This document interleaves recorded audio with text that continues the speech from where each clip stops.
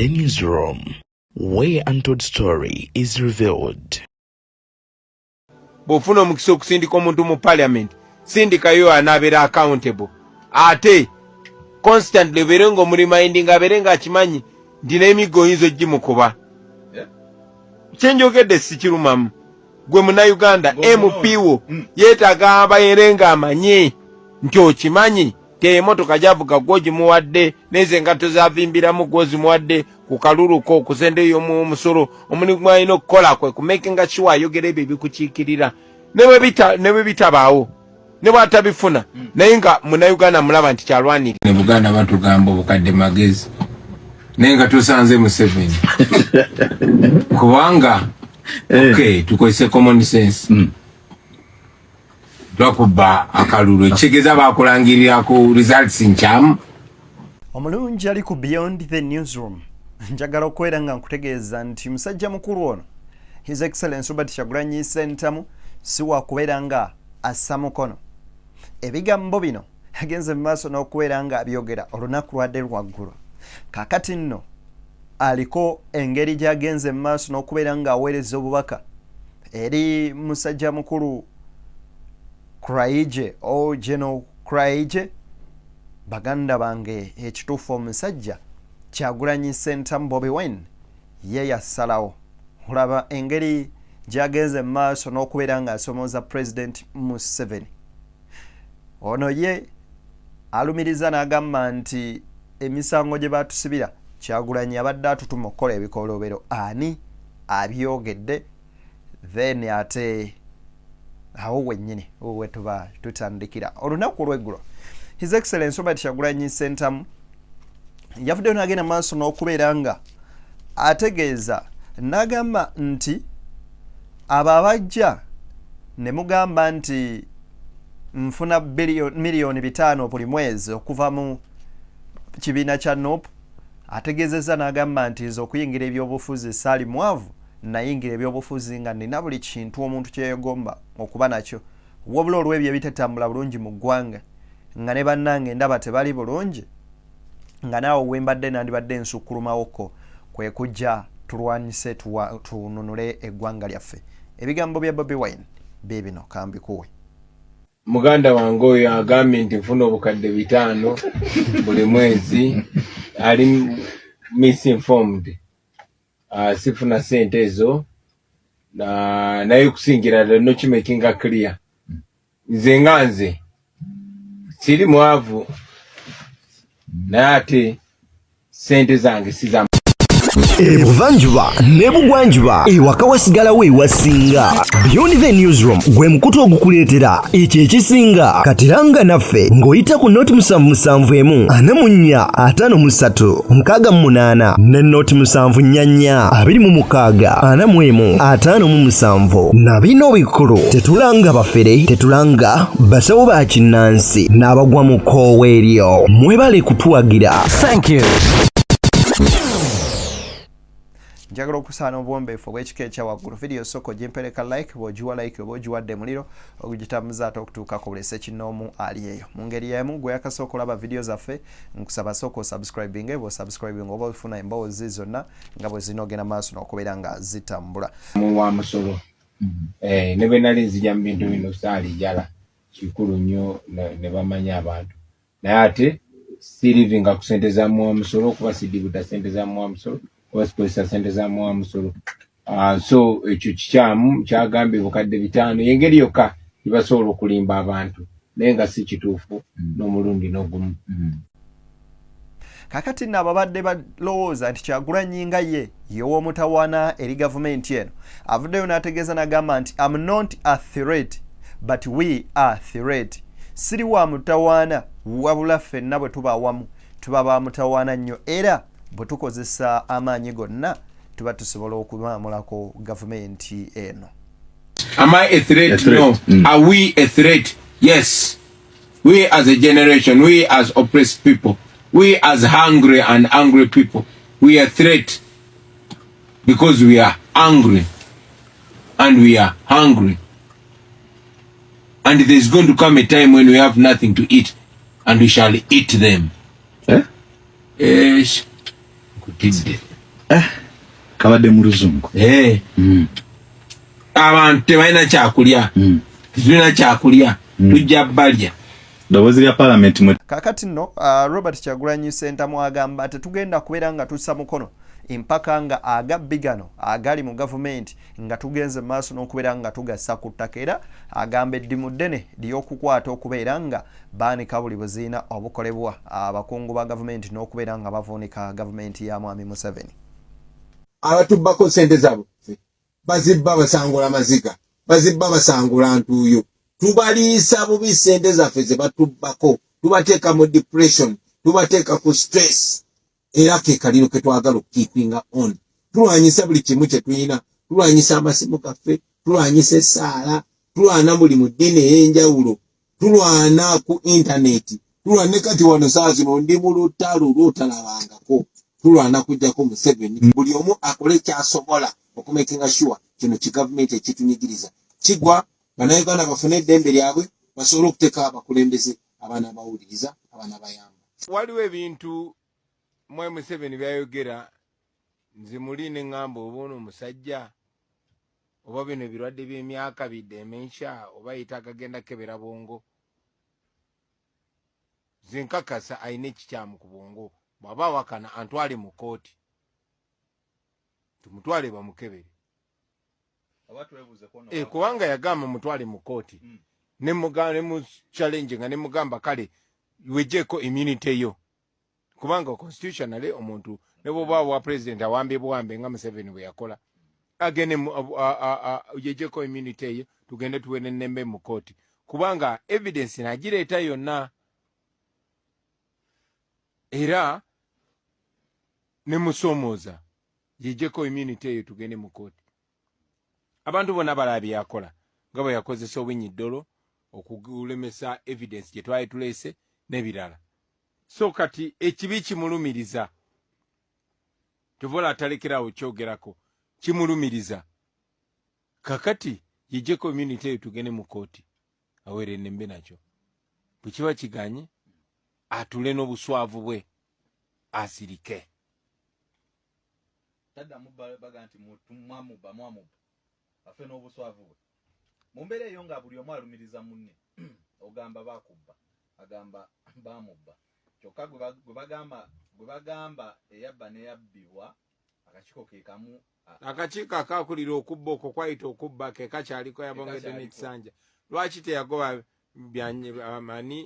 byabakama mu mbeera kakati nno bwana NUP kukyali kujaganya na kujaguza ku baana abateereddwa uptop boss onono nga y'omu ku bana NUP ku mutimbagano kuno akyasinze okugenda mu maaso n'okubeera nga arwana oba nga atambuza struggle avuddeyo ne yeebaza Olivia Lutaya ne banne okubeera nga bagumye ebbanga eryo lyonna ery'emyaka 4 okuteebwa. Nkusaba ebigambo bye obiwulirize. Hey, live kanjitandikire ku Olivia Lutaya because I'm so happy. Yasinze n'okumotivating okujja ku live eno. Yasi olufunya amawulire nenda ba video ne bajinsindikira nga ali wabweru ne ngamba ai Katonda wange. Ne ngamba ba comrade muri ludda wakati olubatu wanike. Bye tubadde tuwaganira. Olinga akugamba mbu omumwa simanyi mwogera bwogezi okwogera tekuyina kya kukyusa. Ebyo gwa bikyusiza. Oli siru. Omumwa guno gutannabaako nawe gugwerera ngo gagwalekeddawo baganda bange mwogere ffe bakabaka b'okuwuliza obubi wano tewabaawo atwerijjako mbu awuliza obubi nze mbabuulidde. So Olivia Lutaya, big up on yourself wenna wooli mumumpeera obubaka buno nga ndireetinga okuva mu kitabo ekitukuvu Quran. Allah bwe yali ayogera kubakkiriza yagamba nti minal mu'minina rijal mubakkiriza mulimu abasajja Swadaqu ma'ahadullah ekyo endagaano gye bakola n'owekitiibwa Allah baginywererako. Kakati mu bannankyukakyuka tulinayo omukyala nga musajja Olivia Lutaya yanywerera ku ndagaano gye yakola n'abantu n'agamba nze siri bavaamu oluvuddeyo gw'omanye ekibeereyo omukomera. Mukyala oyo nga yakavaayo tannazibya na lunaku n'ayimirira mu kamera n'ayogera byonna ebibaddewo mu komera wadde n'ebirala tannabe bitugamba n'aganze nkyali ku sayidi y'abantu. Ekyo kiyita mmere nga wakafulumayo akyayina mu trama yokubera nti amazeeyo emyaka ena naye n'asigala ng'agamba nze nkyali ku ndagaano sivanga ku bantu nga tatidde nti wadde bino mbyogera basobola okunzizaayo oyo mukazi naye nga musajja. Olunaku lw'ejja abaana bano nga bamaze okubeera nga bateebwa twalabyeko Olivia Lutaya nga yatuukidde ku kitebe kya National Unity Platform ne bamwaniriza bw'atyo n'ayolekera ku beach ya Bobi Wine ebusaabala ku One Love Beach gye yasanze Bobby Kyagulanyi kw'oteeka Robert Kyagulanyi Center Bobi Wine ne bamwaniriza era ne bawayamuko ng'ali ne mutabani we. Kakati nno ono ye Musanya ye yatuukidde wa full figure era naawera. Nsaba nsooke nkwe ebigambo bino ebya Olivia owulire nga bambi n'omutima gukyamulumira banne ng'agamba simanyi wowe batute oba oliawo bayinza oba nga babazizaayo naye kyagenza otegerekekako nga full figure yabalina nga baliko ku woteeri emu nga bali mu kulya kyamisana era nga bakasuka oba nga bawanda ebigambo eby'obutwa eri Robert Kyagulanyi Center.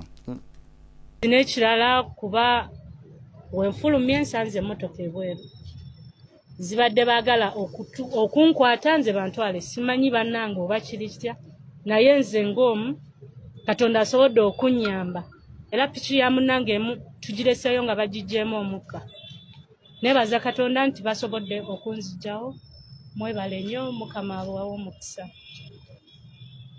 Kyankwanze nedda nze saagala genda kyankwanze kati simanyi oba bannange bo babatutte kuba kintu kiguddewo bugwi speed simanyi bo gye bali nakye baliko naye nze omunsi odo surviving. Anze omukyala mbaddemu abalala bali Kitalya abalala Action Bay kati bo simanyi kuba nze ngenza ofuna ng'enniize ebadde erina okuntwala kati simanyi balenzi oba babatutte oba tebabatutte naye nga kyentegedde nti ffenna tuteereddwa kuba lisiti y'amanyi abajindaze bonna nga kwebali be tutamanyi wa gye bali right now. Kyekyo teyanzanya kakati nno okusinziira kusaanya musajja mukulu ono ategeeza nti Kyagulanyi otuzanyisiza ebyobufuzi nga mwe muli eyo mweyagala nga muli ensimbi nga bino ffe tetubirabako era watutuma ne tugenda mu maaso n'okubeera nga tuzza emisango gino.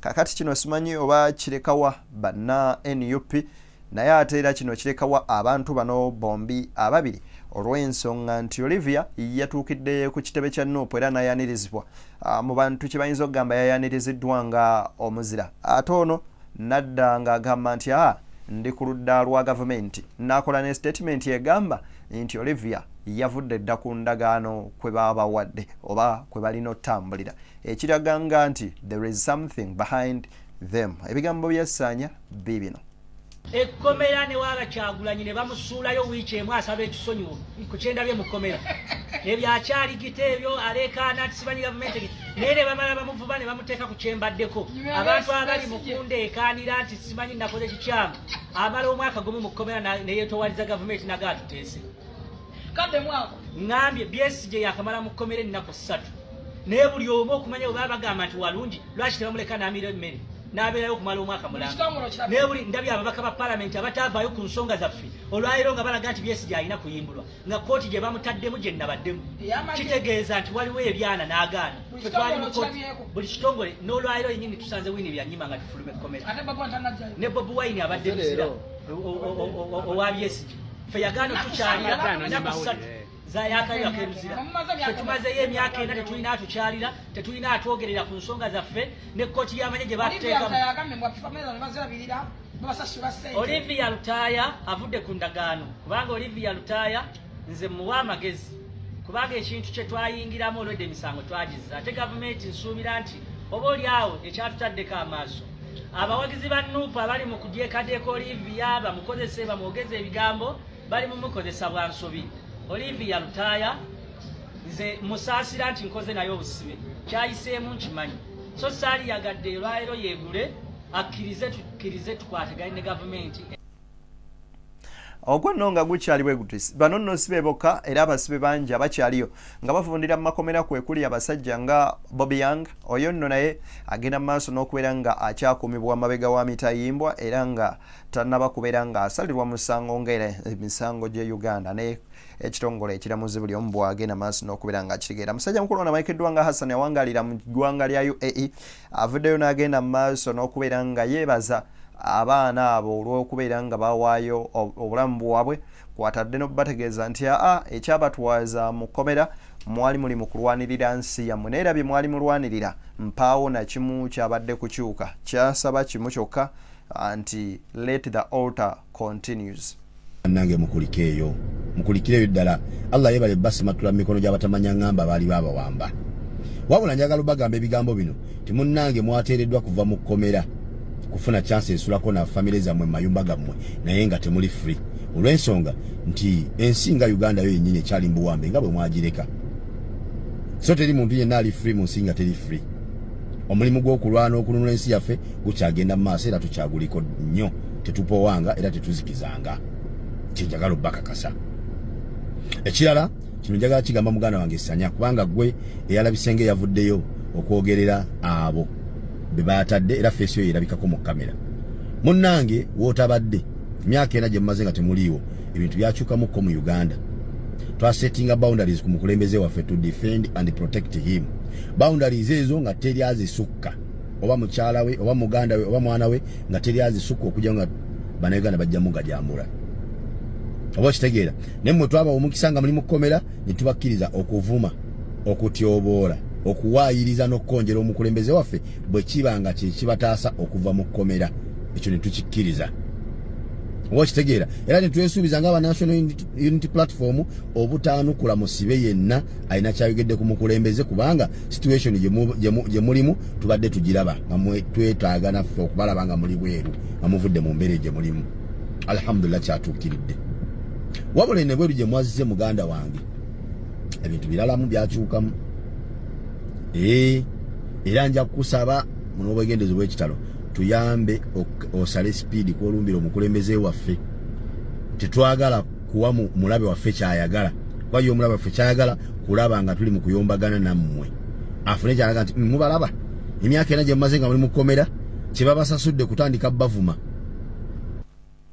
Tuli ku BTN Media oba Beyond the Newsroom kwagaliza byonjagaliza mwana wa taata akuume atakumira mpeera tusinkana ate mu mboozi zaffe endala nkansabe omutonza gulwoyo abankuumire enkuyege sigale nga zikyabakubira enduulu ate oba oliawo nange nja kubeera nga nzija ate tusobole okubeera nga tufuna amawulire nga bwe galina okubeera nga gatambula. Tugenda mu biseera bya bikujjuko wenjagala okubategeereza nti mwekuume nnyo ate era obulamu bwammwe kikulu ate n'eddembe lyo lyabwebange olina okubeera nga olifuna ate singa oba oli alityobodde olina olwanirira eddembe lyo ery'obuntu ate era olina okustandinga to fight against whoever is against your freedom.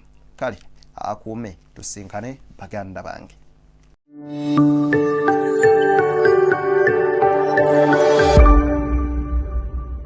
Beyond the Newsroom, where untold story is revealed.